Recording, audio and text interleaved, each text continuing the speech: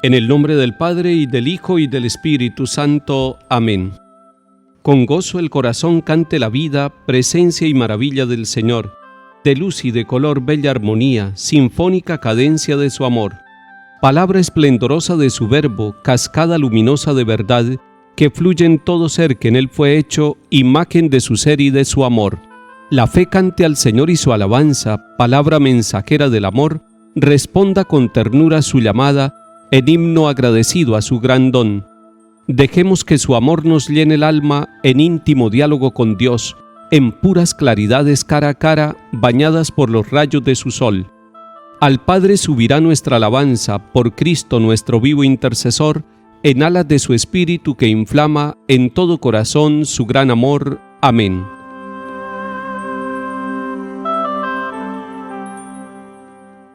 Lectura del profeta Ezequiel capítulo 1. El año quinto de la deportación del rey Joaquín, el día 5 del mes 4, vino la palabra del Señor a Ezequiel, hijo de Busí, sacerdote, en tierra de los caldeos, a orillas del río Quebar. Entonces se apoyó sobre mí la mano del Señor, y vi que venía del norte un viento huracanado, una gran nube y un zigzagueo de relámpagos, nube nimbada de resplandor, y entre el relampagueo, como el brillo del electro.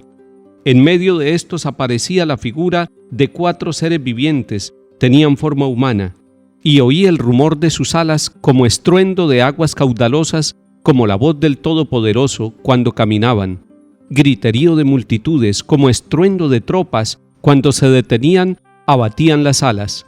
También se oyó un estruendo sobre la plataforma que estaba encima de sus cabezas, cuando se detenían, abatían las alas. Y por encima de la plataforma que estaba sobre sus cabezas había una especie de zafiro en forma de trono. Sobre esta especie de trono sobresalía una figura que parecía un hombre, y vi un brillo como de electro, algo así como fuego lo enmarcaba, de lo que parecía su cintura para arriba y de lo que parecía su cintura para abajo, vi algo así como fuego. Estaba nimbado de resplandor. El resplandor que lo nimbaba era como el arco que aparece en las nubes cuando llueve. Era la apariencia visible de la gloria del Señor. Al contemplarla, caí rostro en tierra. Palabra de Dios. Te alabamos, Señor.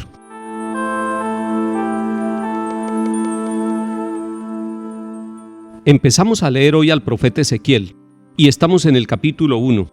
Es importante que recordemos que Ezequiel nos está narrando la situación del pueblo de Israel cuando estaba desterrado, cuando había sido deportado de su tierra, habían destruido su templo y estaban en otro país, estaban entre los caldeos, estaban en Babilonia, estaban lejos de su tierra y de lo que más amaban, que era su propio templo en Jerusalén.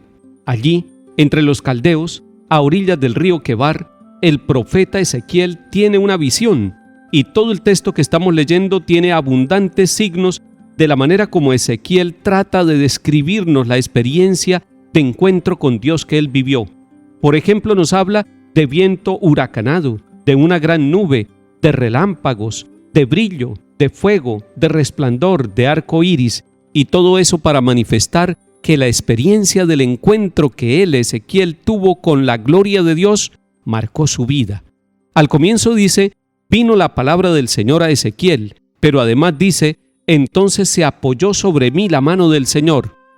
Es un contacto directo, es un verdadero encuentro el que está teniendo el profeta Ezequiel. Escucha la palabra de Dios y además se siente tocado por Dios. Lo que él ve es indescriptible y por eso hace el esfuerzo con toda la simbología de mostrar la grandeza de ese encuentro que él vivió con el Señor.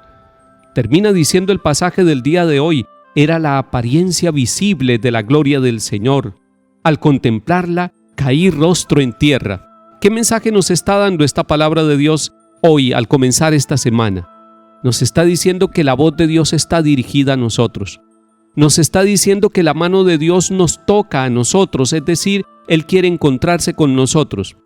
Y algunos podrán pensar, pero estamos en situaciones difíciles, mi familia, mi pueblo, mi país. Estamos viviendo situaciones de dolor, de sufrimiento, pues Ezequiel también estaba en el destierro, estaba con el pueblo que había sido derrotado y llevado a otra parte y esclavizado. Y sin embargo allí está Dios con el pueblo sufriente. Ese es un primer mensaje. Dios se nos acerca en medio del sufrimiento porque Él no es indiferente a nuestro dolor y a nuestra lucha. Lo que le pasa a nuestra vida y a nuestras familias, Él lo conoce, Él lo siente y por eso se nos acerca. El segundo mensaje es que es indescriptible cuando nosotros le abrimos el corazón a Dios. Ni siquiera somos capaces de comunicarlo con palabras a los demás y por eso tenemos que hablar de toda esta simbología que usa el profeta Ezequiel para decir era un resplandor de fuego, de luces, de zigzagueo, de viento, de truenos y de todo aquello que supera la imaginación humana. Pero Dios, el poderoso del Antiguo Testamento, el Dios que se manifiesta así como en la nube, como en el estruendo maravilloso de los elementos de la naturaleza, ese Dios tomó rostro de niño, se hizo sencillo, se hizo simple, se hizo cercano a nosotros. Si leemos el Antiguo Testamento desde el Nuevo Testamento, tenemos que decir que ese Dios que parecía lejano, que parecía un todopoderoso en un trono indescriptible, se hizo sencillo, se hizo niño en un hogar, en una familia. El segundo mensaje entonces es que en medio de nuestras situaciones de la vida y aunque nosotros no sintamos que Dios nos toca, aunque muchas veces no escuchemos la voz del Señor, sin embargo, Él está en la simplicidad de los acontecimientos de nuestra vida. No lo busquemos en lo espectacular, sino que lo busquemos en lo sencillo, porque el Dios sencillo, el Dios tierno y bondadoso, se vino a vivir con nosotros en el vientre de María, allá en Belén, a medianoche.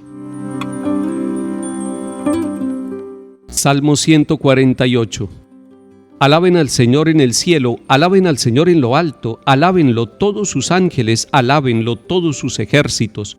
Reyes y pueblos del orbe, príncipes y jefes del mundo, los jóvenes y también las doncellas, los viejos junto con los niños, alaben el nombre del Señor, el único nombre sublime, su majestad sobre el cielo y la tierra.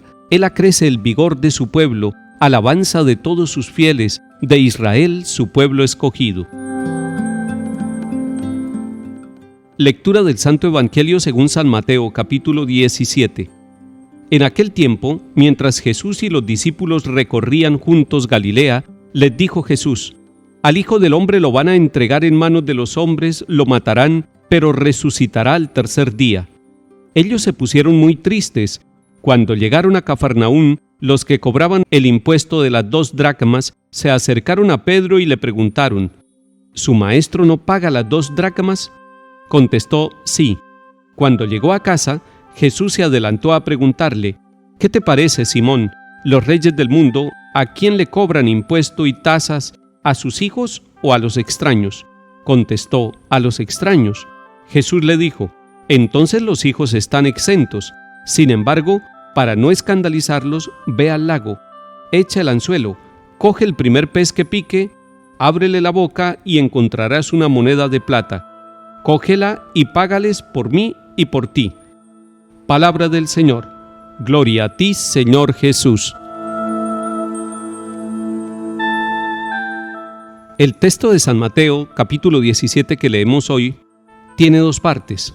La primera parte es el anuncio que hace Jesús a los discípulos de la pasión, de que Él tiene que ser entregado, que lo matarán, pero además el anuncio de la muerte lleva también el anuncio de la resurrección al tercer día. Sin embargo, la reacción de los discípulos, según San Mateo, es la tristeza. El grupo de los discípulos va triste caminando con Jesús porque seguramente no entienden el anuncio que Jesús les está dando. Y porque además, posiblemente se quedaron pensando solo en la muerte y no entendieron la resurrección, y es que no podían entenderla en ese momento. La segunda parte del texto nos muestra a los cobradores en Cafarnaún que le preguntan si Jesús paga el impuesto de las 2 dracmas. Las 2 dracmas son 2 monedas que se usaban en ese tiempo, y lo que equivale es al jornal de un día o 2 días de un trabajador. ¿Para qué destinaban este impuesto? Para el templo. Y Jesús, para no escandalizarlos, paga el impuesto, pero primero le hace una pregunta a Pedro. Le dice: ¿quiénes pagan el impuesto? ¿Los hijos del rey o los súbditos? Y Pedro le dice: seguramente los súbditos, es decir, los extraños. En el fondo lo que está diciendo Jesús es: ¿y yo que soy el hijo del rey? Porque realmente Jesús es el hijo del rey de cielo y tierra, sin embargo pague el impuesto. Nosotros tenemos una normatividad en cualquier lugar donde vivamos, normatividad civil, normatividad que nosotros cumplimos, pero la cumplimos sabiendo que nosotros somos hijos del Rey en Cristo Jesús, y lo hacemos porque nosotros, los hijos del Rey, asumimos también las responsabilidades sociales, civiles, culturales de nuestro ambiente donde nos desarrollamos, donde vivimos y trabajamos. Que no se nos olvide, somos los hijos del Rey y sin embargo estamos llamados a ser responsables socialmente. Que el Señor nos bendiga y acompañe en el nombre del Padre, y del Hijo y del Espíritu Santo. Amén.